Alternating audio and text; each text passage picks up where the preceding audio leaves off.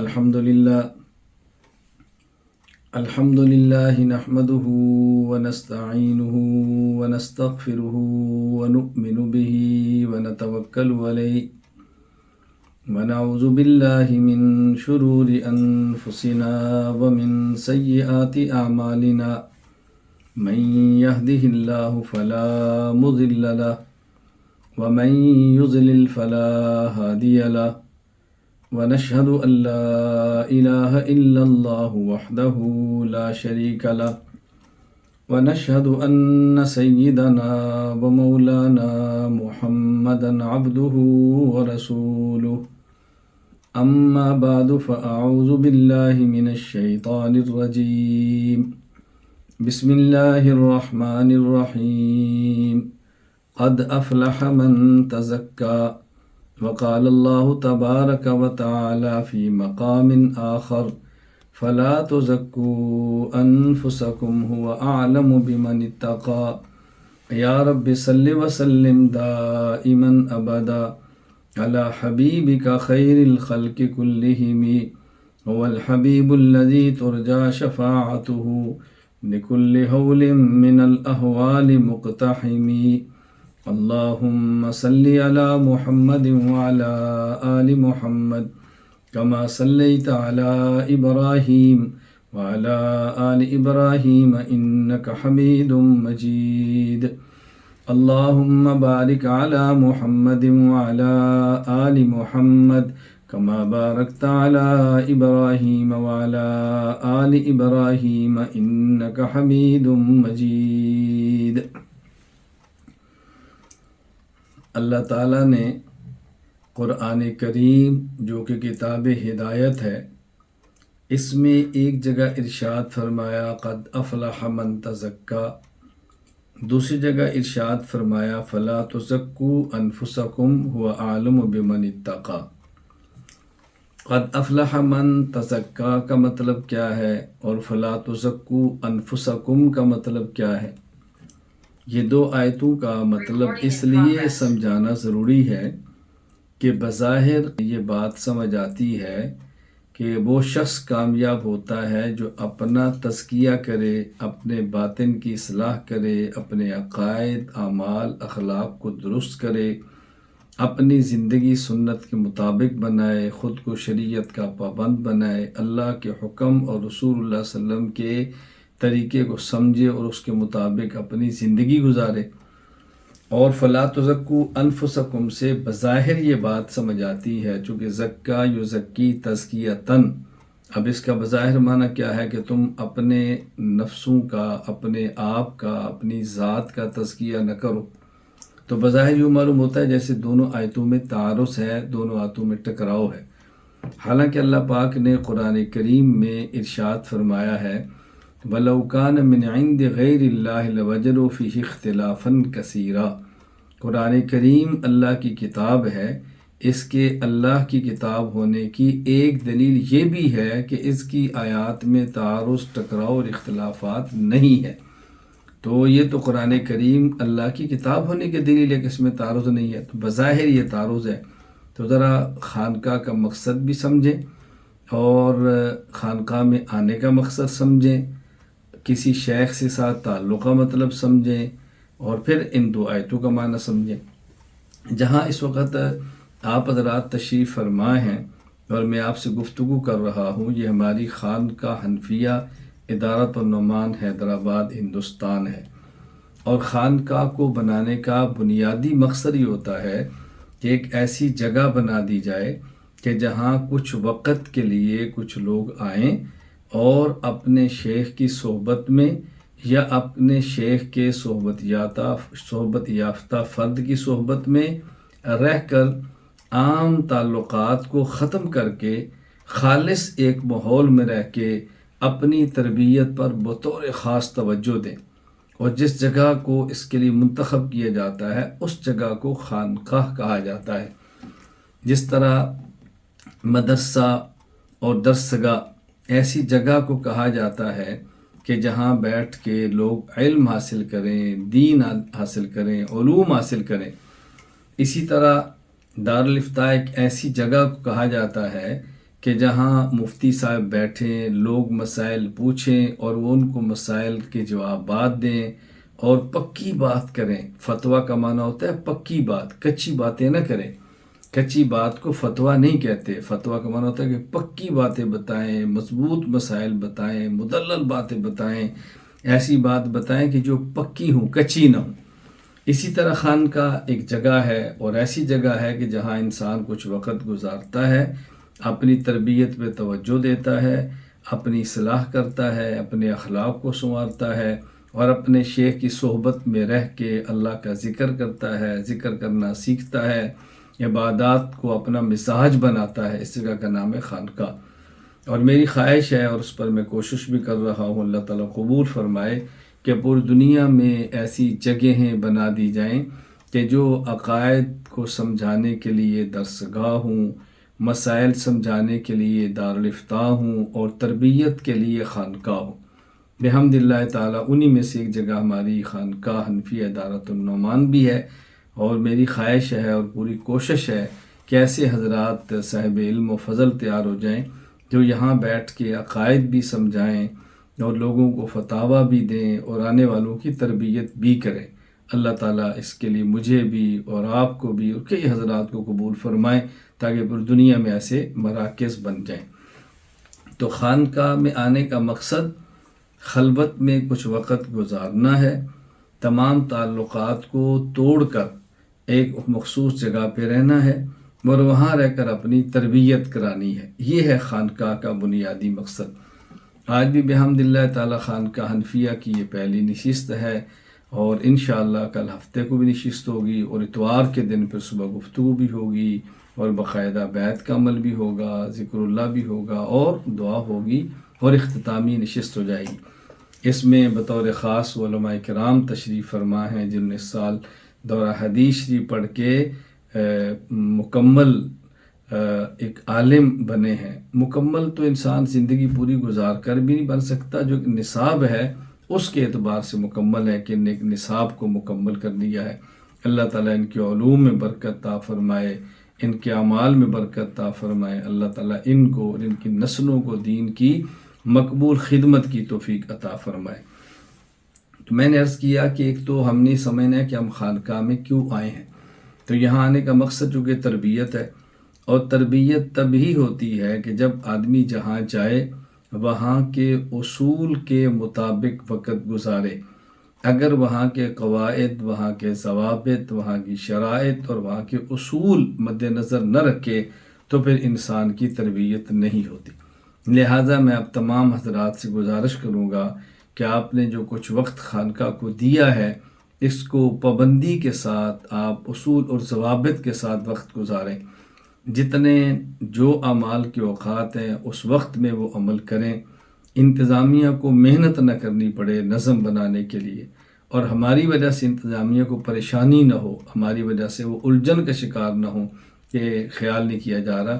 تو میری ایک تو گزارش یہ ہے کہ آپ نظم و ضبط کا بہت زیادہ خیال فرمائیں اور انتظامیہ کے ساتھ بھرپور تعاون کریں تاکہ جو لوگ آئے ہیں ان کو زیادہ سے زیادہ فائدہ ہو، اس کا بہت زیادہ خیال فرمائیں، اور یہاں رہ کر اہتمام کے ساتھ معمولات کریں، اور یہاں ایک عزم مصمم اور پختہ ارادہ یہ کر لیں کہ جو ہم یہاں پہ اعمال کر رہے ہیں یہاں سے جانے کے بعد بھی ہم نے ان اعمال کو کرنا ہے۔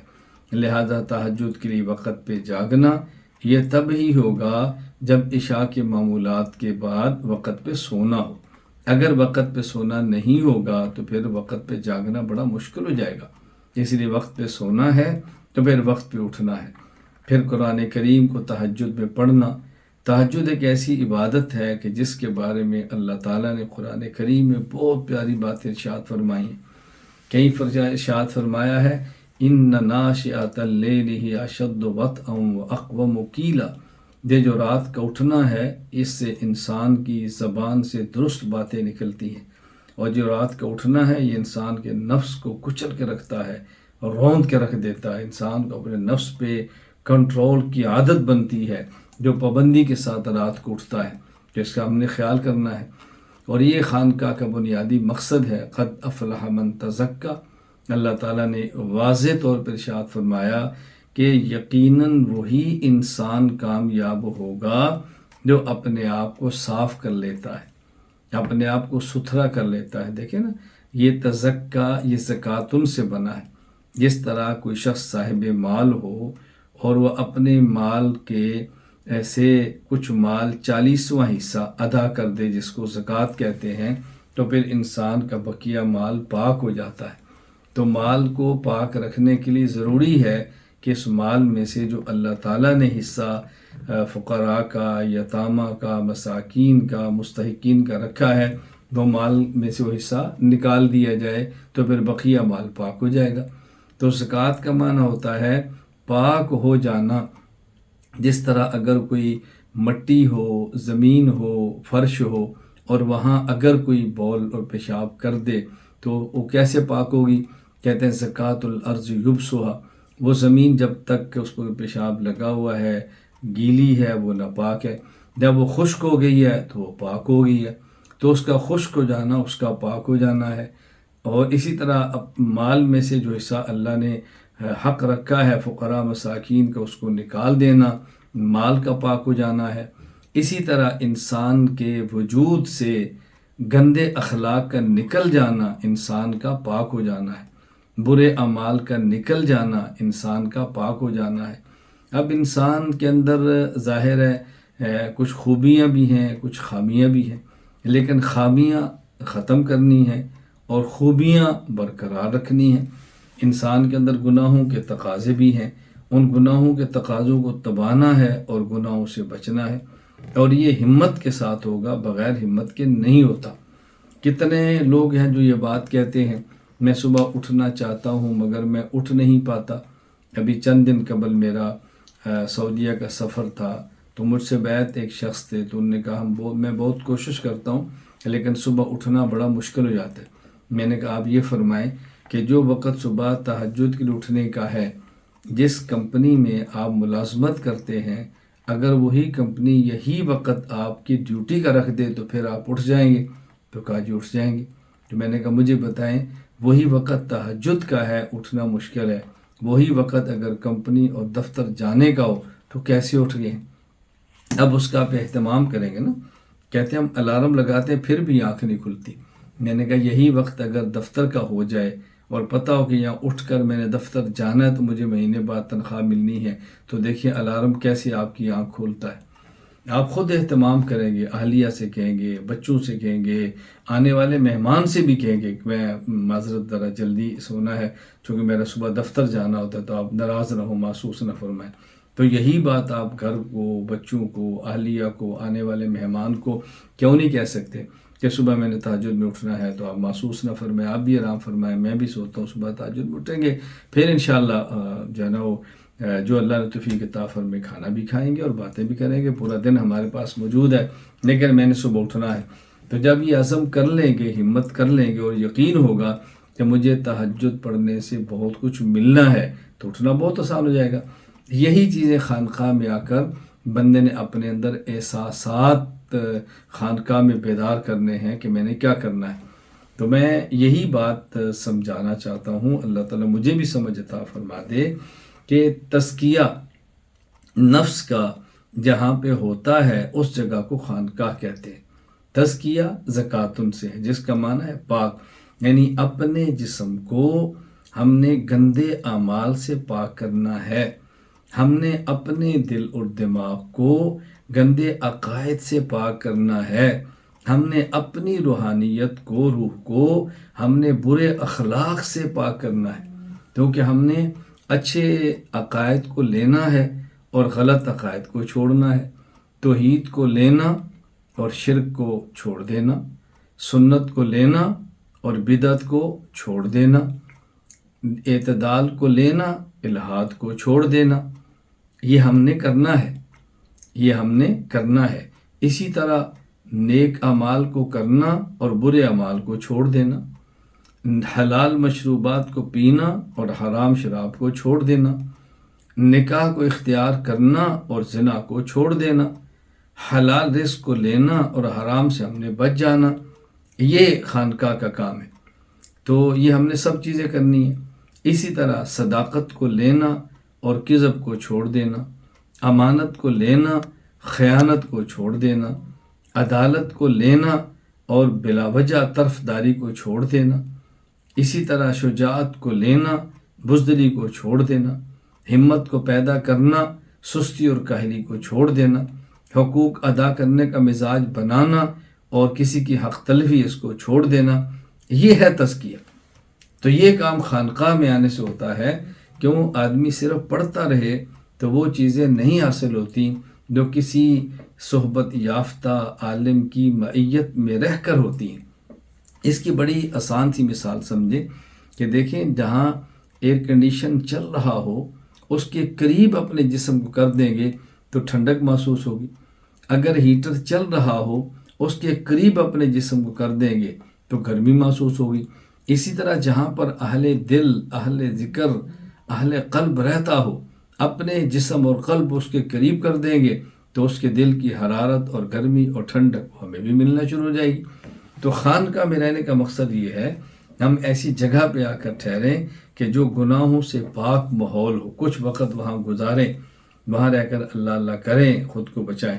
تو جو آئے ہیں وہ سب اس بات کا عزم مسلم، پختہ ارادہ اور یہ پکی نیت کر لیں کہ ہم نے انشاءاللہ زندگی بھر شرک کے قریب نہیں جانا، ہم نے بدعت کے قریب نہیں جانا، ہم نے الحاد اور بے دینی کے قریب نہیں جانا، ہم نے گناہوں کے قریب نہیں جانا، ہم نے گندے اخلاق کے قریب نہیں جانا، ہم نے برے اعمال کے قریب نہیں جانا، اور جہاں جانے سے یہ غلاظت ملتی ہے اس ماحول سے بچنا ہے، اور جہاں جانے سے اچھے عقائد ملتے ہیں وہاں جانا ہے، جہاں جانے سے اعمال تباہ ہوتے ہیں وہاں نہیں جانا، جہاں جانے سے اعمال اچھے ہوتے ہیں وہاں جانا ہے، جہاں جانے سے اخلاق میں بگاڑ پیدا ہوتا ہے وہاں نہیں جانا، اور جہاں جانے سے اخلاق ٹھیک ہوتے ہیں ہم نے وہاں جانا ہے اور وہاں جا کر رہنا ہے۔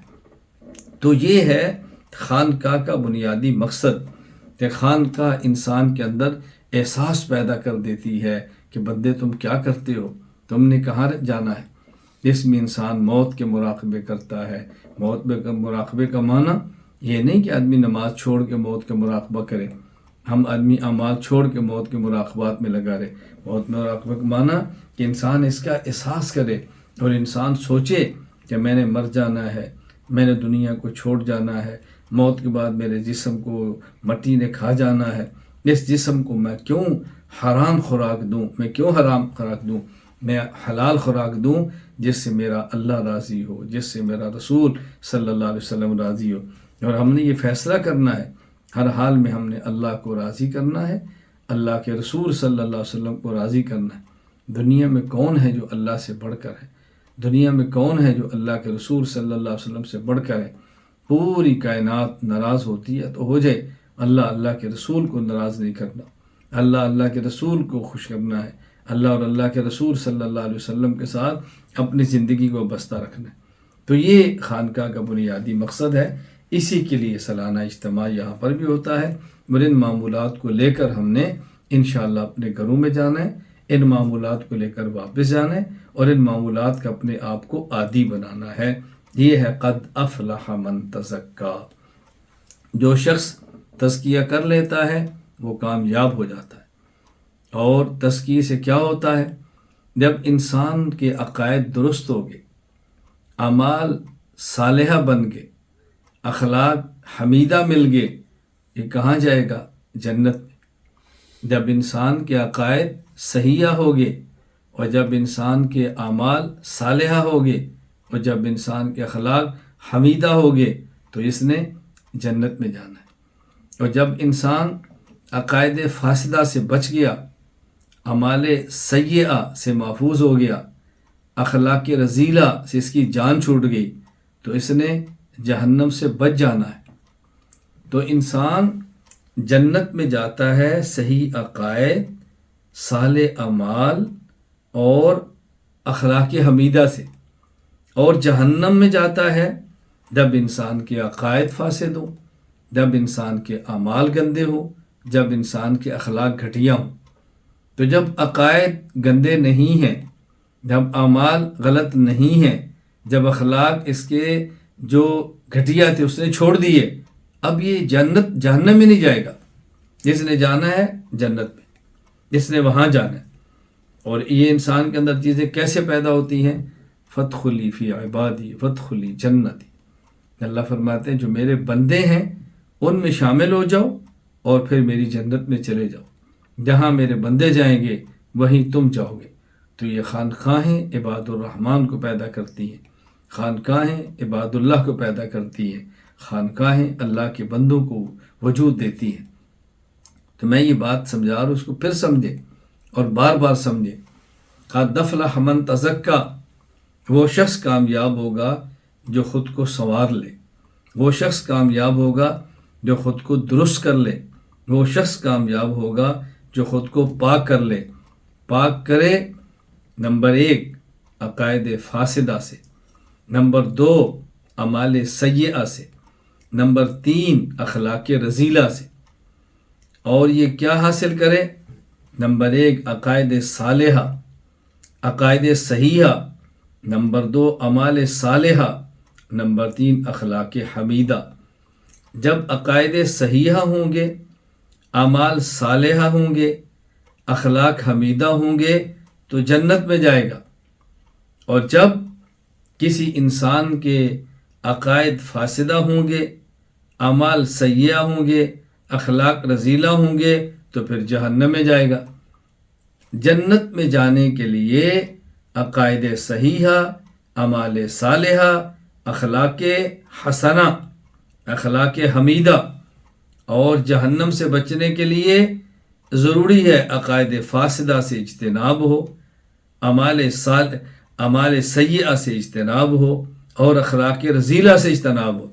اللہ تعالیٰ نے قرآن کریم میں دوسرے مقام پہ سمجھایا، اللہ اکبر، فمن زحزح عن النار وادخل الجنۃ فقد فاز۔ جس شخص کو جہنم کی آگ سے بچا دیا گیا اور جس کو جنت میں داخل کر دیا گیا، یہ سمجھو یہ شخص کامیاب ہو گیا۔ فمن زحزح عن النار وادخل الجنۃ فقد فاز، جس کو جہنم کی آگ سے بچا لیا گیا اور جس کو جنت میں داخل کر دیا گیا، ایسا شخص کامیاب ہو گیا۔ اب یہ جہنم سے کیسے بچتا ہے؟ عقائد فاسدہ نہ ہوں۔ جہنم سے کیسے بچتا ہے؟ اعمال سیئہ نہ ہوں۔ جہنم سے کیسے بچتا ہے؟ اخلاق رذیلہ نہ ہوں۔ اور جنت میں کیسے جاتا ہے؟ عقائد صحیحہ ہوں۔ جنت میں کیسے جاتا ہے؟ اعمال صالحہ ہوں۔ جنت میں کیسے جاتا ہے؟ جب اخلاق حمیدہ۔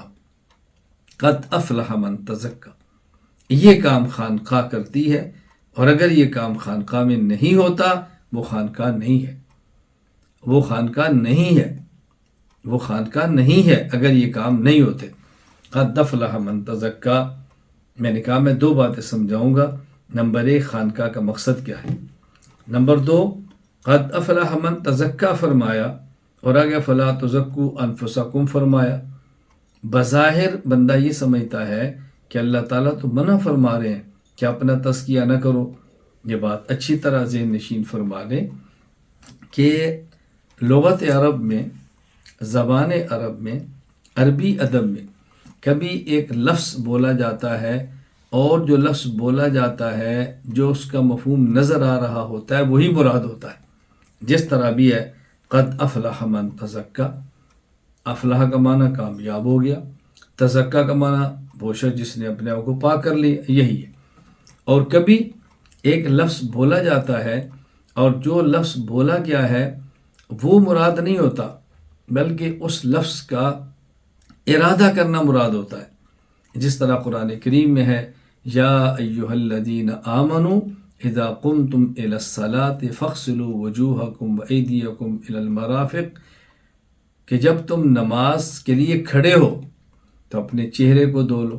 فاغسلوا وجوہکم، قرآن کریم کہہ رہے ہیں جب تم نماز کے لیے کھڑے ہو تو پھر تم دھو لو اپنے چہرے کو، دھو لو اپنے ہاتھ کو، تم مسح کر لو، اور تم اپنے پاؤں کو دھو لو، مسح سر کا کرو، اپنے پاؤں کو دھو لو۔ اب قرآن کہہ رہے ہے اذا قمتم، جب تم کھڑے ہو۔ تو جب انسان نماز کے لیے کھڑا ہوتا ہے اس وقت تو وضو نہیں کرتا نا، وضو تو پہلے کرتا ہے۔ اب یہاں لفظ بولا ہے اذا قمتم، جب تم کھڑے ہو، لیکن مراد کھڑا ہونا نہیں ہے، مراد ارادہ قیام ہے۔ یا ایھا الذین آمنوا اذا اردتم القیام الی الصلاۃ، اے ایمان والو جب تم نماز کے لیے کھڑے ہونے کا، نماز پڑھنے کا ارادہ کر لو تو پہلے وضو کر لیا کرو۔ تو یہاں قیام مراد نہیں ہے، ارادہ قیام مراد ہے۔ اسی طرح میں زیادہ آیات نہیں پڑھ رہا، بات سمجھا رہا ہوں، کبھی وہ لفظ جو نظر آ رہا ہوتا ہے وہ لفظ مراد نہیں ہوتا، بلکہ اس لفظ کا دعویٰ مراد ہوتا ہے۔ اب یہاں پر بھی یہی ہے، فلا تزکوا انفسکم، بظاہر یہ نظر آ رہا ہے کہ اللہ تعالیٰ فرما رہے تم اپنے نفسوں کو پاک نہ کرو، اپنے نفسوں کا تزکیہ نہ کرو، نہ، یہاں تزکیہ نہیں، تزکیہ کا دعویٰ ہے۔ فلا تزکوا انفسکم، تم نے خود کو پاک تو کرنا ہے لیکن اپنے پاک ہونے کے دعوے نہیں کرنے۔ هو اعلم بمن اتقى، اللہ خوب جانتا ہے تم میں سے کون پاک ہے، اللہ خوب جانتا ہے تم میں سے کون بچتا ہے، تو اپنی پاکی کے دعوے نہ کیا کرو۔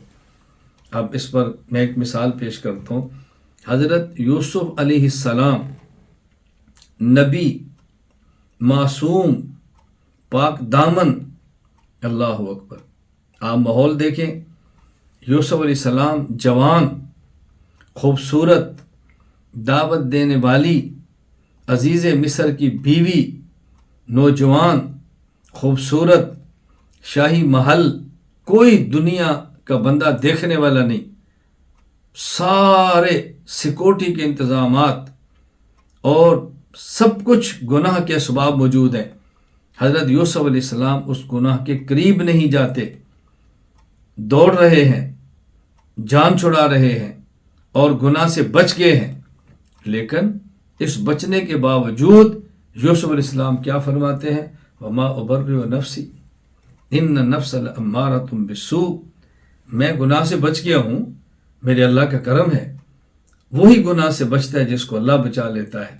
وما ابرئ نفسی ان النفس لامارۃ بالسوء اللہ الا من رحم ربی، فرمایا میرا رب کسی پر رحم کرے تو وہی بچتا ہے، ورنہ انسان کی فطرت میں تو گناہ کرنا ہے۔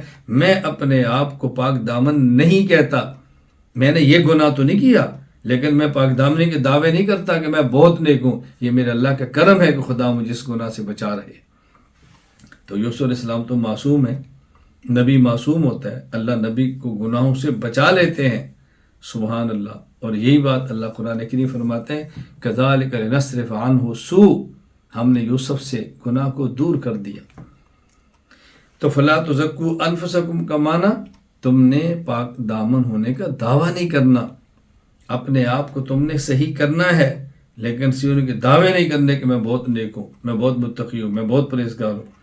تو یہ سمجھیں کہ جس طرح قد افلح من تزکا، یہ آیت خانقاہ کے مقصد کو سمجھا رہی ہے، خانقاہ کا مقصد سمجھا رہا ہے، تو فلا تزکوا انفسکم سے بھی خانقاہ کا مقصد سمجھا رہا ہے۔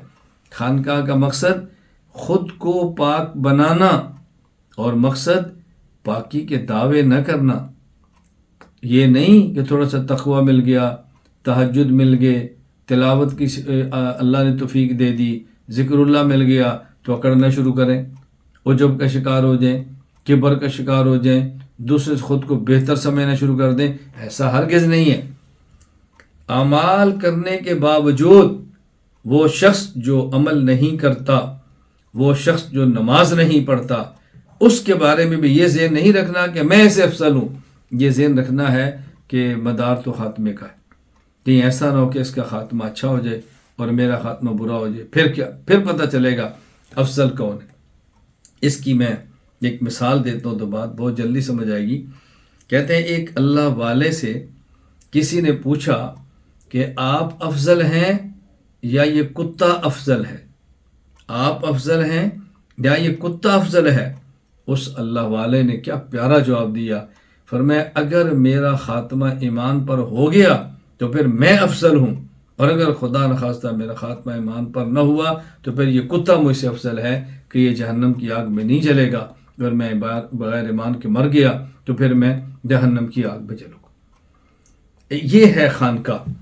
تو خانقاہ کا مقصد نمبر 1 خود کو عقائد فاسدہ، اعمال سیئہ، اخلاق رذیلہ سے پاک کرنا ہے، لیکن پاک دامنی کے دعوے نہیں کرنے۔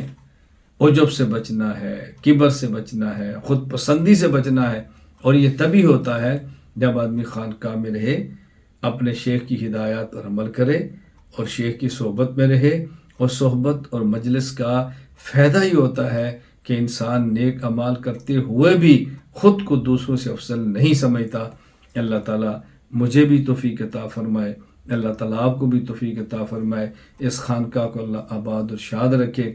جنہوں نے اس خانقاہ کو تعمیر کیا ہے اللہ ان کو بھی اجر دے، جو اس کا تعاون کرتے ہیں اللہ ان کو بھی اجر دے، جو تشریف فرما ہے اللہ آپ کو بھی اجر عطا فرمائے۔ اللہ مجھے اور آپ کو نیک بنائے، اللہ تعالی ہم سب کو اچھا بنائے، اللہ ہم سب کو اپنی رضا کی توفیق عطا فرمائے۔